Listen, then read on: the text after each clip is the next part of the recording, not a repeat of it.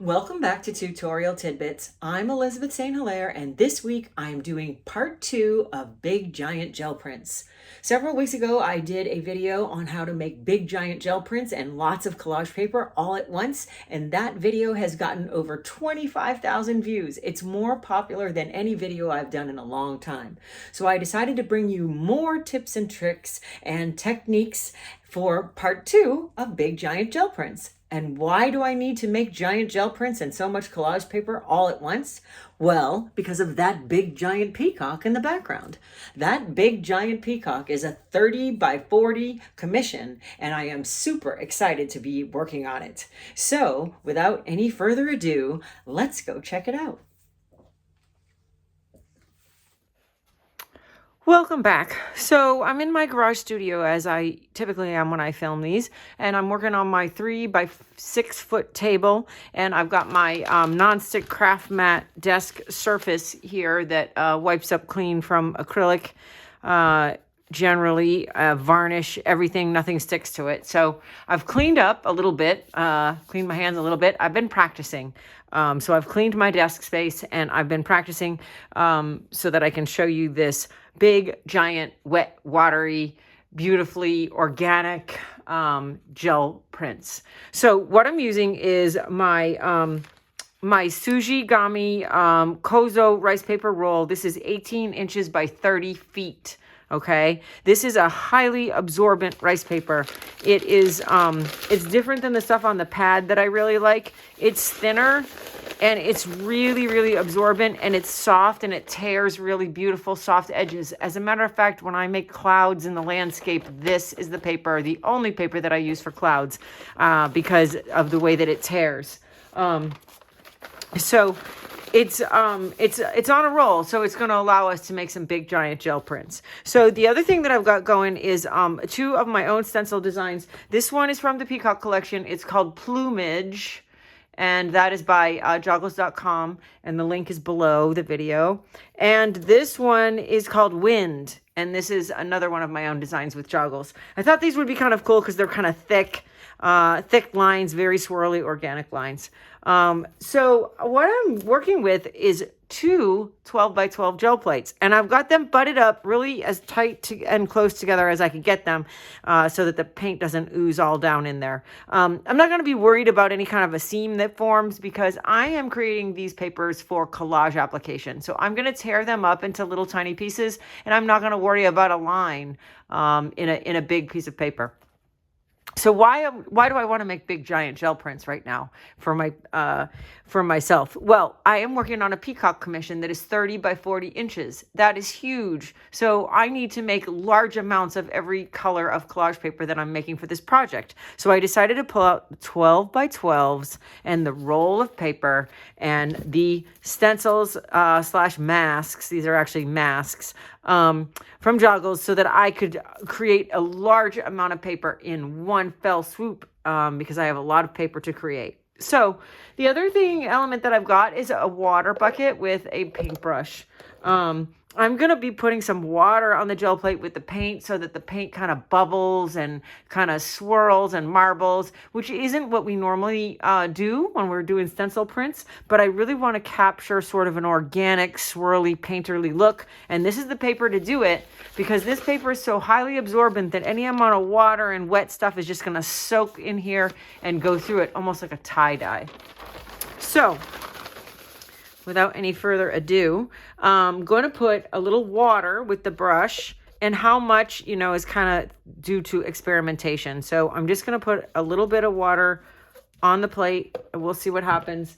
And then I'm going to put a little bit of golden fluid acrylic teal out. Well, a decent amount, because I'm going over 2 12 by 12 plates. You may feel like you're squeezing out a lot of paint, but this is basically 2.5 8 by 10 plates. So figure you're doing 2.5 times as much at once. So you have to work with that much paint. Then I'm going to put, I think I'm going to put a little green gold in this mixture as well. So I'll do a little bit of that sort of here and there. Squeeze that out. And then for this project, you don't want anything smaller than a 6-inch brayer. So this is my 6-inch speedball brayer. And I'm going to I'm not going to blend this all together. I'm just sort of going to lightly bump it back and forth. And you can see the water is going to cause the paint to sort of to bead up.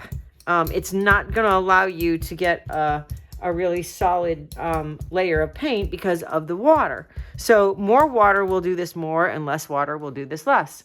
So you have to experiment with the amount of water. So I'm going to remind you again that the brayer has a flat metal side, so that when I put it off camera on the desk, I'm going to put it like this, facing up, so that it doesn't get the desk dirty, and so that it doesn't stick to the desk. So that is how I'm gonna set the brayer. So you see the colors, they're modeling and moving. So I'm gonna take the Sushigami and roll it out to the full length and put it in, and you can see how the color just soaks all the way through this paper because it's so highly absorbent. And you can see how the water is making the paint do sort of beautiful painterly bubbly things. So we're going to pull that off, give it a good press, and then we're going to pull that off and look at this. It's just so gorgeous the way that the color is so watery. Look at that. It's lovely. So now I'm going to do it a second time. This time I'm going to do the water again. I'm going to do a second layer, and I'm going to do a different color. So this time I'm going to do a little manganese blue because I'm working in a sort of a peacock color theme. So I'm going to grab my manganese blue golden fluid acrylic and put some of that out. And then I think I'll add a little, I could add a little yellow, which would make that blue green. No, I think I'll leave it like that, and I think I'll add a little bit more of the teal so that this layer is blue. Now, I need to clean this brayer off before I roll it out and contaminate everything green. So I'm just going to roll it out onto a clean sheet of paper off to the side until no more paint transfers. All right, so again, this is a little bit more water, but you can see it's beading up. And it's giving me that great kind of organic effect again. So I'm just going to quickly spread it, set the brayer off to the side, and then grab it. And I think I'll shift the paper so that I can get, ooh, look at that. And the beauty of this soaking all the way through is that you don't have, you have color all the way through. So when you tear in here, you're not going to have white edges. You're going to have blue edges. So I shifted it so I could get the full sheet width, the full 18-inch width, because the gel plate is 12 and the roll of paper is 18. So I just shifted it. So now we have, ooh, look at that blue. So now we have something beautiful going on here with the wet and watery. All right. So the next thing I'm going to do is I'm going to add some white because I want to get a lighter color.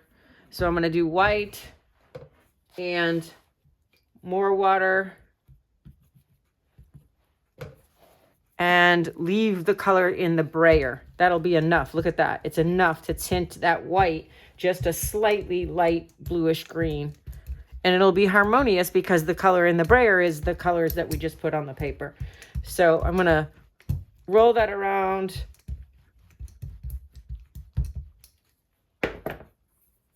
And let it bead up a little bit. Give it a couple seconds. And then I'm going to put that on here. Now this is getting a little wet, so you may, when you're done, want to give it some time to dry before you do the stencil prints. There we go. Let's move this over here and grab up some more of that white. I want to pick up all that white.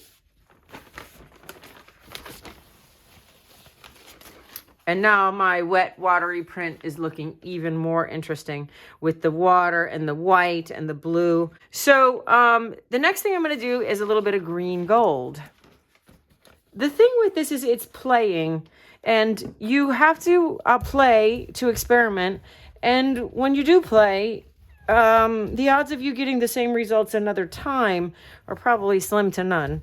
So this is another reason to use the big giant paper, because you want to, if you're going to do this, you want to make a big amount of it because you'll never get the same results again. So here I've got a nice green gold. a little less water. It's not beating up. I'm just going to drop this paper in it and touch it real light. There we go. And I'm going to change direction. Whoops, hit the camera. And do it again over here. There, now I've given it a little bit more green color. Now, the lovely thing about this paper soaking all the way through is that you may decide to use it on this side, or you may decide to use it on this side. Look at that lovely watery effect. So it's pretty durable, but when it gets soaking wet, it can rip. So we want to be careful with it. And like I said, you want to maybe let it dry before you do the stenciling. I'm living on the edge here, so I'm not going to do that. So now I'm going to come in and stencil, and I want to stay in those peacock colors. So I'm going to come back with the manganese blue. I'm going to put that out, and I'm going to take the brayer with the green gold. I think I want to leave that in there. Maybe not, because there's a decent amount of green gold on the plate. So I'm going to just roll the brayer off to get some of that green gold off, and now I'm going to roll out. Because if I put too much green in this, my manganese blue is just going to turn into another layer of green, which it's doing anyway, but that's kind of okay. I'm going to add a little, this is ultramarine blue, which is kind of a purple. So I'll add a couple drops of that, not too much. And blend that in to see if we can get this to have a little bit more of a blue tone. And I think I'm going to add a little teal to it, because right now the base layer is pretty much focused in green. So I wanted to bring this to a blue. There we go. Little teal, little manganese, little mixture of the blues that you have. And I did want it to be a little darker than that. So now we've got sort of a nice medium blue. Okay, so we're going to take the Plumage mask, lay it in here, the wind framed mask, lay it in there, and I'm going to grab another one since I've got this edge here. So I'm going to grab the feather repeat and put that in here. So then we're going to come back with our big giant roll of paper and press it carefully. And the nice thing about this rice paper is because it's soft and malleable, you get a really good impression with the stencil because you don't have to fight it like a piece of copy paper or a book page that doesn't really want to bend down in there. This paper loves to bend down into the spaces in between the mask, and so you're going to get a good pattern. Now, we can't leave it on there too long because it's going to want to stick. So we're going to take a peek and make sure we get a good contact. And we have to apply more pressure if there's more paint left on the plate. We want to make sure we get a good contact. And here we've got some beautiful, oh, the feather repeat wasn't that great of a contact, but let me see if I can get some more out of that.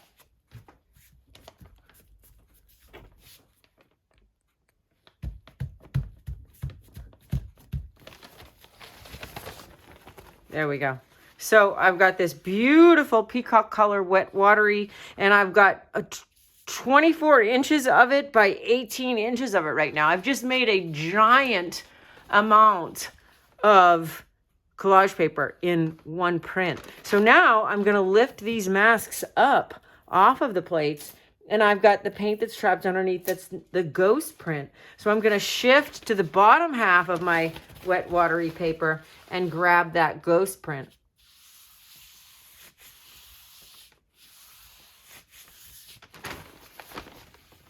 And look at how beautiful the ghost print is on top of our wet watery background. So this is really starting to become some nice layers. The next thing that I'm going to do is blend in another darker layer color. So I think I'm going to go to the pure manganese blue with a little bit of the ultramarine, clean off my brayer, and get a nice slightly darker blue so I can get another layer. The key to gel printing is layering. You're going to get rich texture and depth with layers. Okay, so I'm going to use the same stencils, masks, but I'm going to put them in a different order. So I'm going to do wind and then the plumage. Well, I'm going to put plumage in the middle here because I'm going to let this one hang off the edge, the feather repeat. Just hang off the edge like that. So I'm going to come back and put my rice paper on top again.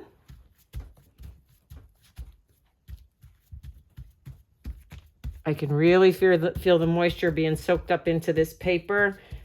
Again, the back side, this side is really interesting right now. And when I use the paper for collage, I will have the option of either side. I love that. I'm not going to rub it. I'm just patting it because it's wet and I don't want to tear it.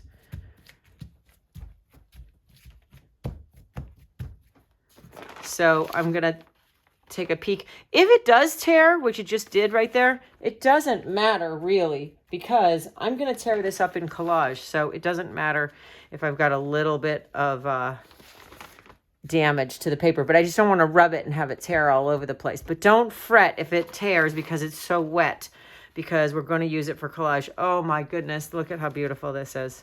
So the layering, of course, is the key. So now I've got this lovely watery layering and I've got 2 feet of collage paper. So I'm going to flip it. I'm going to lift again to expose the ghost prints. So removing all 3 masks. And then shifting to the other end. And this time I'm going to go the whole width. That means I'm going to have this section, but it also means it's going to overlap down here. So we're going to have basically 3 overlaps down here.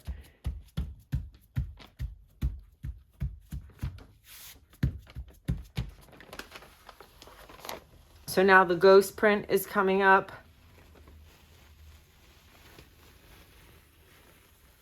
And that darker blue is giving us a nice definition in the 3rd layer. So here you've got some beautiful paper that is interesting on the back as it is on the front. The last thing I would like to do is add a little bit of that white or teal. I'd like to come back and put another layer of pattern on the top. I think I'm going to add a little bit of that white with the blue that's in the brayer. And the blue that's on the plate, and that's going to make that white get tinted down to sort of a light blue, so it's not so bold. And this is a nice thin layer because I don't want it to obliterate what I've already done. So I'm going for a thin layer. So again, I'm going to put my masks on in a different order so that they overlap in a different way. And I'm quickly, because that's a thin layer of paint, I'm going to press this into it.